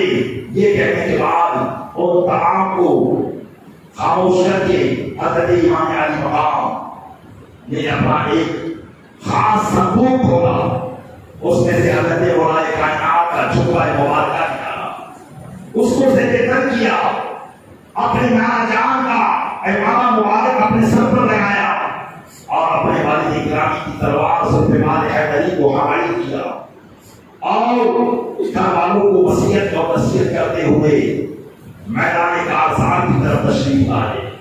حال ایسا ہے کہ صبح سے اپنے رشتے داروں کی خون دیکھ رہے ہیں۔ ایسا آدمی تو ویسے ہی ختم ہو چکا ہوتا ہے جو اتنی شہادتیں دیکھ چکا ہو، اتنے قتل دیکھ چکا ہو، ہمت تو ویسے ہی جواب دے جاتی ہے۔ ہمت کہاں باقی رہتی ہے؟ آدمی کے گھر میں اگر ایک موت ہو جاتی ہے اسے ہلا ڈولا نہیں آتا، چلا پھرا نہیں جاتا، لیکن وہ حسین کا جذبہ اور حسین کی طاقت و قوت تھی کہ اتنے ناشوں کو نگاہوں سے دیکھنے کے باوجود بھی وہ ہمت بردار تھی کہ مرد مجاہد بن کر میدان جنگ میں اترنے کے لیے تیار تھے۔ کسی نے کیا خوب انداز میں اس کی نقشہ کشی کی ہے، کہتے ہیں لباس ہے پھٹا ہوا، لباس ہے پھٹا ہوا، غبار میں ڈھکا ہوا، تمام جس میں نازنی چھٹا ہوا پھٹا ہوا، تمام جس میں نازنی چھٹا ہوا پھٹا ہوا، یہ کون سی وقار ہے، یہ کون سی وقار ہے، ارے بلا کا شہ سوال ہے، یہ کون سی وقار ہے، بلا کا شہ سوال ہے، یہ بن یقین حسین ہے، یہ بن یقین حسین ہے، نبی کا نور عین ہے، نبی کا نور عین ہے۔ کسی امر تازگی کے ساتھ ڈٹ کر میدان میں آ رہے ہیں۔ کیا خوب کہا ہے کسی نے، یہ کون حق پرست ہے، یہ کون حق پرست ہے کہ رضائے مولا کا مست ہے، کہ جس کے سامنے بلند، کہ جس کے سامنے کوئی نہ بلند ہے نہ پست ہے، ادھر ہزار کھاد ہے مگر عجیب بات ہے، یہ ایک سے ہزار کا حوصلہ بھی مست ہے، یہ بن یقین حسین ہے، نبی کا نور عین ہے۔ امام علی مقام اسی جوابدی اور طاقت و قوت کے ساتھ نہ پہچانے پر کوئی شکن ہے اور نہ ہی کوئی جو ایک بزدلی کا معاملہ ہے، اور بزدلی کا معاملہ یہاں ہو ہی نہیں سکتا ہے کیونکہ حیدر کرار کے فرزند ارجمند ہیں۔ حیدر کرار کہتے ہیں پلٹ پلٹ کر وار کرنے والے شہر کو، پلٹ پلٹ کر وار کرنے والے شہر کو حضرت امام علی مقام نے اپنے والد حضرت مولا کائنات کی حیدریت اور شجاعت ان کے جسم مبارک میں عطا کی گئی تھی۔ آقا سردار رسول نے ارشاد فرمایا تھا، رہے حسین تو ان کے اندر میری حیبت اور میری شجاعت ہے اور میری سخاوت ہے، جو آج امام علی مقام اسی حیبت و شجاعت کے ساتھ میدان جنگ میں تشریف لائے۔ ایمان حجت کے لیے آپ کو ضروری تھا کہ ایک بار پھر یزید کو بتا دیا جائے اور ان کے سامنے باتوں کو پیش کر دیا جائے، لیکن یزیدی ایسے دنیا کے کتے ہو چکے تھے کہ امام علی مقام کی لاکھ نصیحت کرنے کے باوجود کسی کی کچھ سمجھ میں نہ آئے۔ بڑے بڑے شیخ سوار اور بڑے بڑے پہلوان حضرت امام علی مقام کے لیے بچا کر رکھے ہوئے تھے، کیونکہ جانتے تھے کہ 56 سال کی عمر شریف ہے، لیکن اگر میدان جنگ میں آئیں گے تو کوئی ان کا مقابلہ نہیں کر سکے گا، کیونکہ یہ اس والد گرامی کے پسند ہیں جنہوں نے اپنے دائیں ہاتھ سے خیبر کے قلعے کا دروازہ اٹھا لیا تھا اور اسی کو ٹھائی بنا لیا تھا جس دروازے کو 200 آدمی اٹھایا کرتے تھے۔ اس طاقت کا مظاہرہ امام علی مقام میں نظر آتا تھا۔ حضرت امام علی مقام کے میدان میں تشریف لائے، اپنا مقابل مانا، ارشاد فرمایا ہر بھی مبارز کون ہے جو میرا مقابلہ کرے گا؟ سب سے پہلے یزید بن قحطبہ جو بہت بڑا ایران کا پہلوان تھا آپ کے مقابلے میں آیا۔ چند دیر تک امام علی مقام سے دو ہاتھ کیے، امام علی مقام نے اسے 2-3 بار میں شہید قتل کر دیا۔ اس کے بعد بدر بن سہیل یمنی آیا، اسے بھی آپ نے مار دیا۔ ایک سے ایک شیخ سوار ایران پہلوان جو ابھی تک بچا کے رکھے گئے تھے امام علی مقام کے مقابلے میں آتے رہے، لیکن کوئی بھی صحیح طرح سے نہ ٹک پایا۔ امام علی مقام نے سب کو شہید، سب کو قتل کر دیا۔ امام علی مقام رضی اللہ تعالیٰ عنہ جب بڑے بڑے شیخ سواروں کو قتل کر چکے اور پھر جب نعرہ لگایا تو کسی نے ہمت نہ ہوئی کہ وہ آپ کے پاس آئے، آپ کے مقابلے میں آئے۔ امام علی مقام نے جب دیکھا کہ اب یہ خود سے حملہ نہیں کریں گے، آپ یزیدی فوج کے درمیان میں گھس گئے اور جس طرف جاتے اس طرف لاشوں پہ ڈھیر لگا دیتے۔ بہت دیر تک یہ جنگ چلتی رہی، یزیدی دوڑتے رہے، بھاگتے رہے۔ ایک محمدی کشار کا اکیلا شیر اتنے ہزار لشکریوں کو ادھر ادھر دوڑا رہا تھا، لیکن ان لوگوں کا صفت یہودیوں یزیدیوں کے اندر یہ طاقت نہیں تھی کہ وہ رک کر مقابلہ کر دیں۔ اتنے میں ابن سعد نے البردار کو اپنے پاس بلایا اور کہا کہ جھنڈا اونچا کرو، اور پھر آواز سے بلند سے کہا کہ اے لوگوں، اگر اسی طریقے سے تم حسین سے مقابلہ کرتے رہے تو سب کے سب مارے جاؤ گے، تمہاری بیویاں بیوہ ہو جائیں گی اور تمہارے بچے یتیم ہو جائیں گے۔ اگر چاہتے ہو کہ اس شہر کو قبضے میں کریں تو پھر تیروں کی بوچھار کرو۔ امام علی مقام کے اوپر بھی اسی طریقے سے جس طریقے سے دیگر شہداء پر بوچھاریں کی گئی تھی، تیروں کی بوچھار کی گئی۔ امام علی مقام کے جسم ناصرین پر جب تیر لگے تو آپ کا جسم کمزور ہونے لگا اور جسم مبارک کھونے سے زمین پر تشریف لے آیا۔ امام علی مقام رضی اللہ تعالیٰ عنہ زمین پر تشریف فرما تھے کہ اچانک شیور بن جوشن آگے بڑھا اور اس نے آپ کے سر اکبر کو تن سے جدا کر دیا۔ انا للہ و انا الیہ راجعون۔ کربلا کا سربازہ اس بات پر کہا ہوا کہ حضرت امام علی مقام یہ شکست نہیں کھا کر آئے تھے بلکہ فتح یاب ہوئے تھے، اس لیے کہ کربلا واقع ہونے کے بعد ہی دیکھ لیا گیا تھا کہ یزید کا نام و نشان ختم ہو چکا تھا، اس کے سارے تیور ختم ہو چکے تھے۔ امام علی مقام رضی اللہ تعالیٰ عنہ نے شہادت کا جام نوش کیا، لیکن شہادت کا جام نوش فرما کر اس بات کو ثابت کر دیا کہ امام علی مقام نے شکست نہیں کھائی ہے، بلکہ وہ کل بھی بادشاہ بن کر نظر آئے تھے، آج بھی بادشاہ بن کر نظر آئے ہیں۔ اس لیے غریب نواز نے ارشاد فرمایا تھا، شاہ ہست حسین، بادشاہ ہست حسین، دی ہست حسین، دی پناہ ہست حسین، سردار کا تاج دست در دست یزید، حقا کے بنائے گا الہ ہست حسین۔ امام علی مقام شہید ہو گئے، آپ کی شہادت ہو گئی، لیکن آپ کا نام تا قیام قیامت زندہ رکھا گیا، اور آج بھی زندہ ہے، کل صبح قیامت تک زندہ رہے گا، اور میدان محشر میں بھی زندہ رہے گا۔ اگرچہ ظاہری نگاہ سے امام علی مقام وہ بوجھ ہو چکے تھے، لیکن حقیقی عقیدہ ان کے لیے یہی تھا کہ تو زندہ ہے بندہ، تو زندہ ہے بندہ۔ میری چشم عالم سے چھپ جانے والے امام علی مقام کی شہادت کے بعد حضرت ام سلمہ رضی اللہ تعالیٰ عنہا جو ام المؤمنین ہیں، مدینہ منورہ میں تشریف فرما ہے، 10 محرم الحرام کو جو ایک دوپہر کے وقت سو رہی ہے تو اچانک خواب سے اڑ جاتی ہے، نیند سے اڑ جاتی ہے۔ کیا دیکھتے ہیں لوگ پوچھتے ہیں، اے ام المؤمنین آخرکار ایسی کیا بات ہوئی؟ حضرت ام المؤمنین فرماتی ہے، میں سوئی تو میں نے خواب دیکھا کہ میرے آقا میرے سردار صاحب معراج نبی اکرم صلی اللہ علیہ وسلم کے ہاتھ میں ایک بوتل ہے جس میں خون جمع کیا ہوا ہے، تو میں نے دیکھا یا رسول اللہ یہ کیا بات ہے، آپ اس بوتل میں کس کا خون جمع کر رہے ہیں؟ تو آقا علیہ السلام نے فرمایا کہ اے ام سلمہ آج صبح سے میرے خاندان کے لوگوں کو شہید کیا جاتا رہا، میں انہی کے خون کو جمع کر رہا ہوں تاکہ کل روز قیامت میری امت کی شفاعت اور بخشش کے لیے رب کی بارگاہ میں اس خون کو پیش کر سکوں۔ پیارے اسلامی بھائیو، غور کریں، میرے آقا صلی اللہ علیہ وسلم کے قلب ناصری پر امام حسین کی شہادت کا کیسا صدمہ گزرا تھا کہ ام المؤمنین فرماتی ہیں کہ رسول اللہ کے بال دھول میں اٹے ہوئے تھے، زلف مبارک بکھری ہوئی تھی، چہرے مبارک غمگین تھا، اور آپ اس غم کے عالم میں خون کو جمع کر رہے تھے۔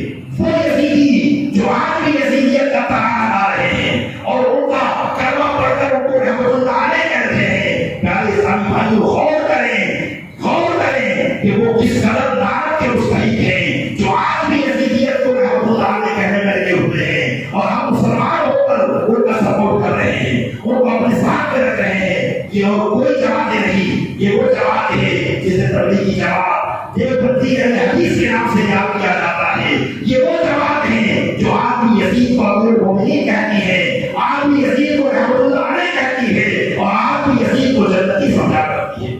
پیارے اسلامی بھائی،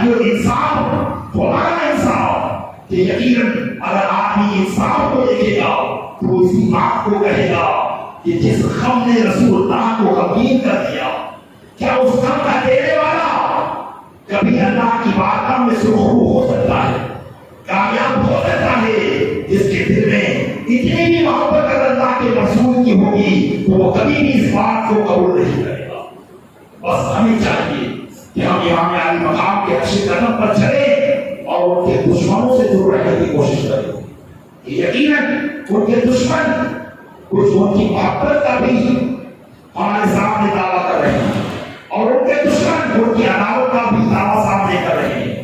ان دونوں سے بچ کر ہمیں اپنے ایمان کو رکھنا ہے اور وہی صحابہ اور اہل بیت کی محبت، ان دونوں کے درمیان ہمیں رہنا ہے۔ یہی محبت انشاءاللہ کل اور سے قیامت ہمیں کامیاب کرے گی۔ اللہ تبارک و تعالیٰ اپنے محبوب صلی اللہ علیہ وسلم کے صدقے میں ان تمام باتوں پر ہمیں عمل کرنے کی توفیق عطا فرمائے۔ امام حسین امام علی مقام کی شہادت کی برکتیں ہمیں عطا فرمائے اور امام حسین کا ذکر خیر اللہ تبارک و تعالیٰ ہمارے لیے ذریعہ نجات بنائے۔ آمین بجاہ نبی صلی اللہ علیہ وآلہ وسلم۔